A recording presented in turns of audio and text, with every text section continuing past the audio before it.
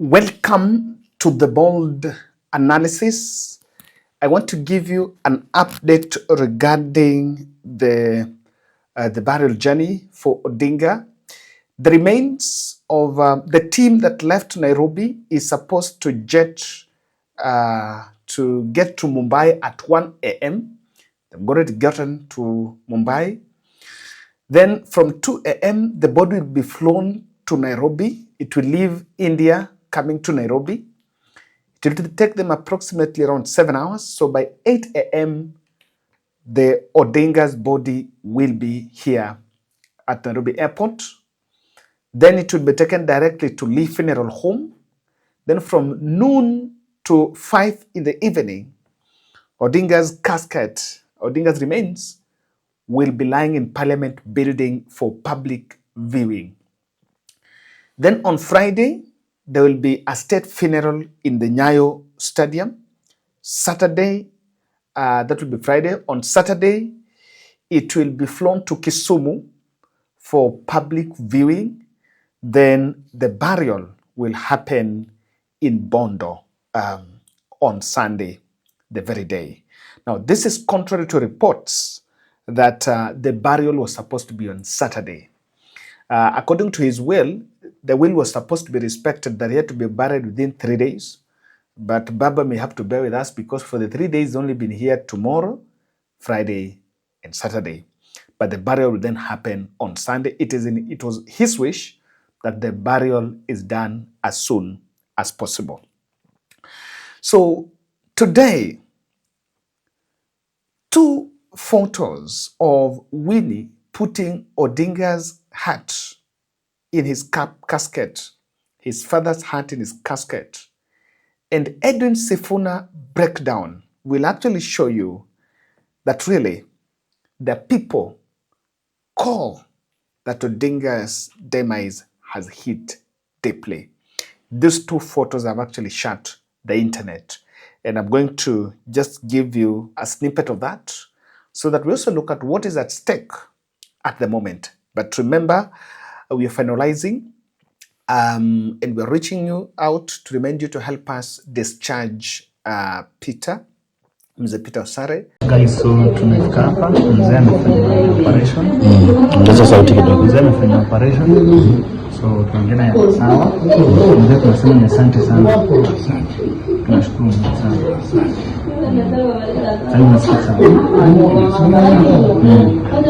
Sasa kesho kitu kimebaki ni kutoa mzee, alafu aelekee sehemu za nyumbani. Unaona kwamba dunia dunia ya hapa hii kitu inaitwa incision from Kisii, whom we were supporting. Alikuwa amefanyiwa surgery and the surgery went successful. He had reached out kwamba alikuwa anakojoa damu, so there was a need for a procedure to be done. I was taken to Kisii Kisii referral. Tests were done and they confirmed kwamba his left kidney ilikuwa na shida and it had to be removed. So that is we made plans. He was flown here in the city and that operation was done and he is due for discharge, and that is why I reached out to you to help us finish up what was remaining, which was 25,000, so that aweze kutolewa on Sunday. Not on Sunday, on Thursday, tomorrow. Now, I've been looking at the scenes and sounds all the way since Odinga died. I paid attention to State House, current residence, the airport, and also the photos from India. Those 4 critical photos. And I have established Sifuna is very hit by Odinga's death. Many people must have realized this. You'll understand. I've been following Sifuna, the Secretary General of the party, and someone close to Omwami really needs some comfort, even if it is counseling needs to be done. Omwami is hit. And I just want to show you, hii ni mara ya kwanza Do you know that Sifuna is the only ODM leader that has never stepped to State House? And for the first time, he stepped to State House. And I want you to look at this photo. This one was when he was inside Raila's house in Karen.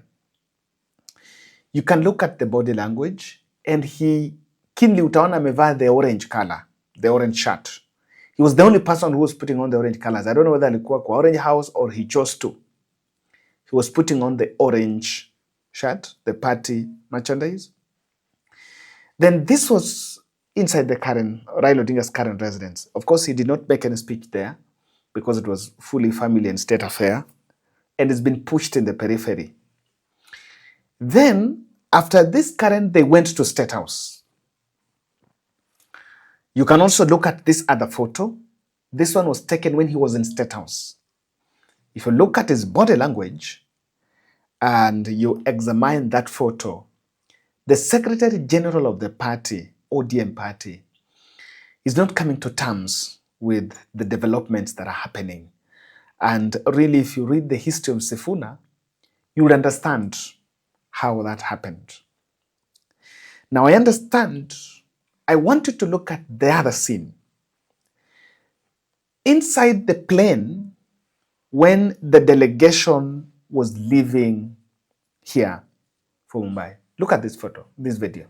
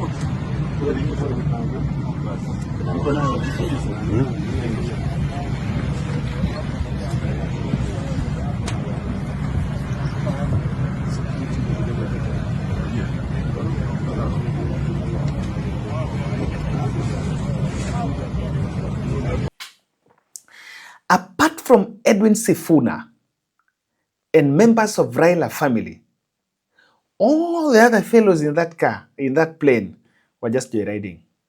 They were just on a tour. You could feel, you saw that video has been trending. Sifuna was actually breaking down. Na ukiona, hiyo nguo ya orange, ya ODM yenye kwa amevaa ndiye ameenda nayo. Maybe I don't think hata haja change, ni kama tu ameenda tu na hiyo. Venye alitoka hivyo, alienda hivyo. All the others, if you check around, you will see them. They really organize themselves. I understand he was not supposed to be part of that delegation, but Mama Aida insisted that there is a team from Raila's family that insisted that he must go. Of course, with others were there. You could see Eddie Okech, there was Joho. You can see the cabinet secretary, William Kaforo, Ishungwa, Sheriot, and several others who are there. And Sifuna was hit. Why? Do you know he was almost being ejected from ODM party in the month of August because of his outstanding remarks that ODM must not go to support William Ruto, and if ODM is to support William Ruto, then he will not stick in ODM. And this NDC that was being planned, it was supposed even to be done in this October. This NDC, initially, it was supposed to restructure the party with one of the proposals for delegates to replace Edwin Sifuna. But Baba issued the brakes. Baba defended Sifuna. Even from all the party portfolio, he went and said, Sifuna is picking party position. There's something going on. Sifuna vied for also an MP seat in Bungoma. He didn't get it. He came back to Nairobi, and under Raila patronage, he penetrated the murky Nairobi politics to become the city senator and one of the outstanding senators in Nairobi County. There is a battle of odium transition that could build or destroy the party. And I see him, one thing that is worrying Sifuna, anaona Raila yuko. In the way, there are scavengers around that party who will just want to take that opportunity to get their way. Lot of scavengers in that party, if you ask me. I know those are some kind of things running in his mind. Let's look at Raila's bodyguard, Maurice Ogeta, and his daughter, Winnie. You know, in this trending video, Raila's bodyguard is seen escorting the body to ambulance in that hearse.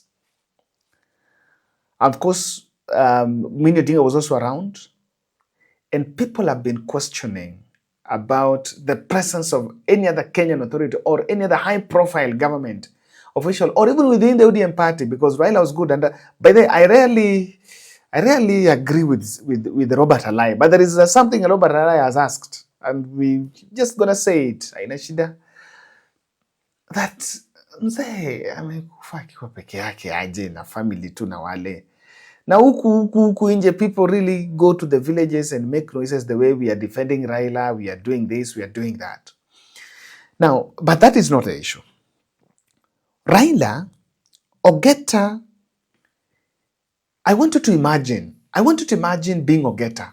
And I've seen Kenyans I really loved his composure. Everyone is mourning. Personally, when I got that information, to come out of the bed in the morning, I was so shattered. And we're just recollecting. I had to take some breath and walk and go scream somewhere. You know, where I stay around, there are some people that were screaming. So I had to go and scream so that ilikuwa imenishika hapa kwa roho, hata mimi nilikuwa naifeel sana. I want you to imagine in the morning, you are escorting mzee to walk.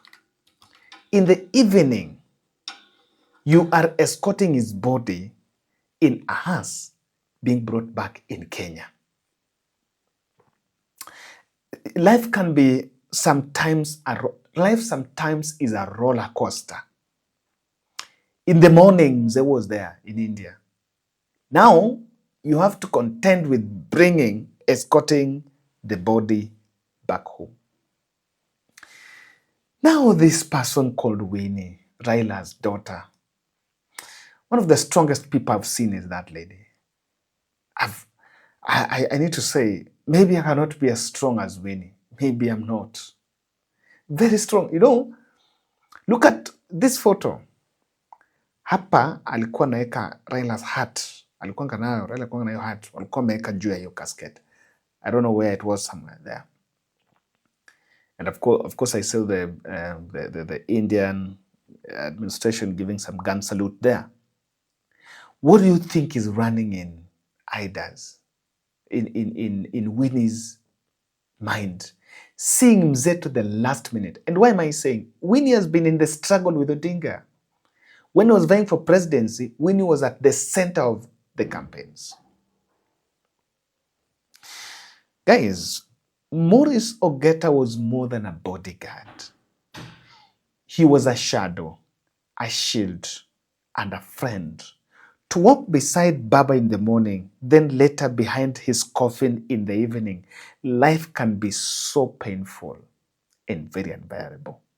Few would actually understand that kind of heartbreak. And at this point, may God give this man a strength, peace, for every silent memory that is endured. And I think Raila's bodyguards, some people say, Kuwa bodyguard Raila is one of the most difficult jobs, especially during his active political seasons. One morning, you are in a meeting in Addis Ababa, looking talking to diplomats about a project, about something, you are vying for some AU seat. Another morning, you are in current residence, meeting some ambassador from another country, talking about cooperation between countries. The next week, you are in the middle of a protest, shielding Mzee from guns and water cannons and tear gas. Another point, you are in State House with the president. You have a handshake and doing something. So I think if there is someone that I've seen Mzee in his lowest, and I know there are things that probably Ogeta would know about Raila, on what Raila, that even no one else knows. Maybe Raila Mombeus waisema. Maybe siku moja tutasema kama siko. Ogeta is a man. And he comes from Rarieda. So we should make a plea to our governor, Governor Orengo. Ogeta was Raila's bodyguard, protecting one of the most respected men in this country. I think our county can do better by making sure that even as Odinga leaves the stage, Ogeta do not leave with some regrets. Or rather, we get to get some job somewhere. We have people give, hata kama tutafutie Ogeta mahali jamani. And if better, even the country should reward Ogeta. Now, the other person I paid attention to is Hassan Joho. The Mombasa governor had very close links with Odinga. And just from the look of these photos, there are people who are mourning Raila, but they're mourning for their scavengers around there. They're just looking for slightest opportunities to run politics and to organize broad-based. But there are people who genuinely felt, and you could feel their heat. This other person is Joho. Joho genuinely loved Raila's acumen. He has been close to Raila since him and Junet always accompanies Odinga to Dubai during his frequent visits. Remember, for him to be a cabinet secretary under the broad-based arrangement, it was Raila who was at the center of that. And they normally say it is Raila who forwarded their names. So you can really feel what he's saying. The other person is Wanga. The Homa Bay governor is the first woman governor from Nyanza County. Nyanza counties. And I say the Nyanza Luo counties. I'm saying Siaya, Migori, Homa Bay, and Kisumu. He's the first woman governor. He faced a stiff competition from the opponents. Remember, it had to take Raila personally to convince Oyugi Magwanga, to step down so that he can deputize Wanga. And Wanga was facing Evans Odhiambo Kidero in Homa Bay. I don't want to use the wrong word of people who hang on Raila's coat, because really that is it, but I will not want to get into that. But if you look at the Homa Bay politics, it is very challenging, it is very high, it is high octane, and their chances of surviving without Odinga depends on many factors. I think she has a double loss. When Wanga was vying for governor, the only MP who supported her and was the first to endorse her was Ongondowere, the late Ongondowere from Kasipul. Then Ongondowere died. Boyd Were, the son, is now on the line, facing off with Daroko and Manibior to take up that position. From Kasipul, and so was a person, Wanga was a person who really pushed and depended on Raila. And this not to say that it's not working for the people. I want to cap this analysis by saying 3 things that are at stake at the moment. And just pay attention. When you follow through all this, you'll understand that there are some 3 factors that really are contentious at the moment. it will narrow down to that. But before it, Uhuru Kenyatta was a genuine friend to Raila.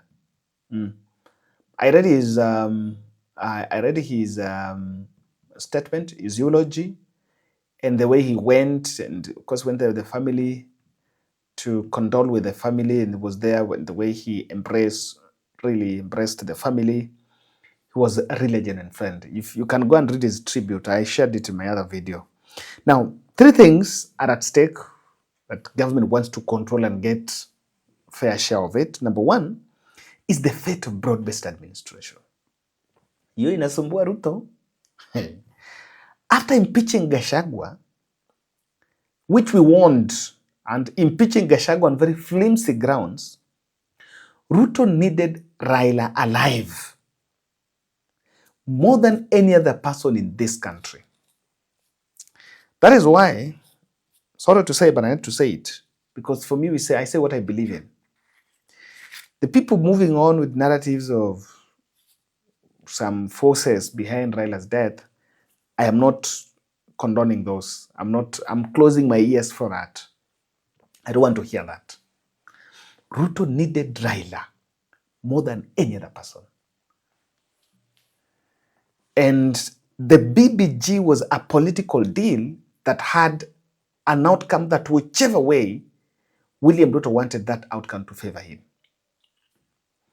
That was either Raila to run, and if Raila running is favoring him, or another possibility, Raila to endorse him.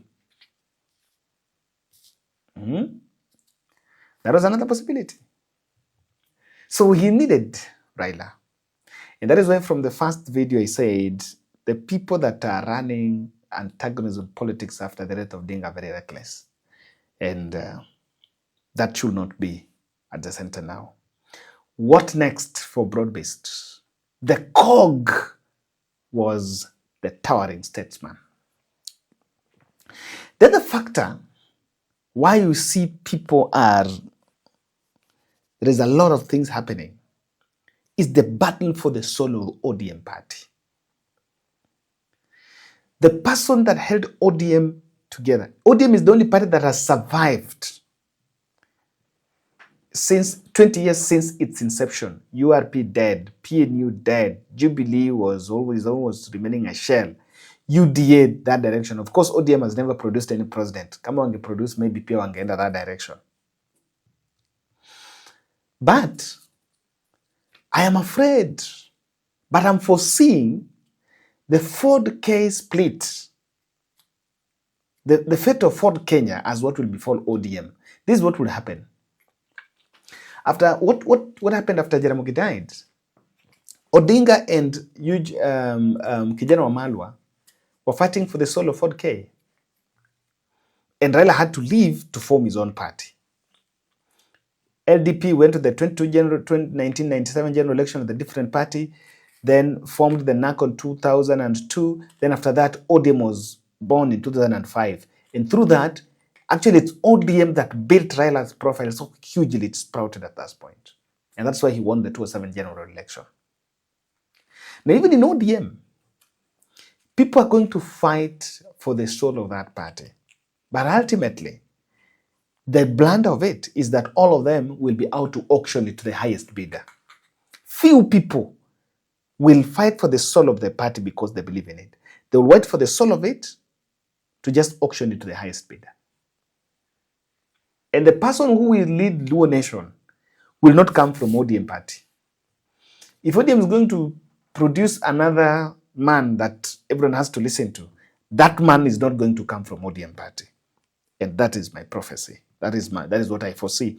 There is something called Luo succession emerging now. Let me tell you, and oh my goodness, I think this is bad. Yani people have started. I saw a lie saying, let Oburu Odinga be the party leader of ODM. Don't listen to other people. I saw someone saying, let Ida Odinga. I said, we've started talking about who takes over ODM party at this time.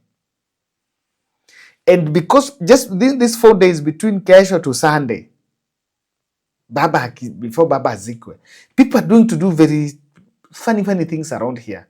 Just try to win to get the attention of the people. And at this moment, the problem here is this.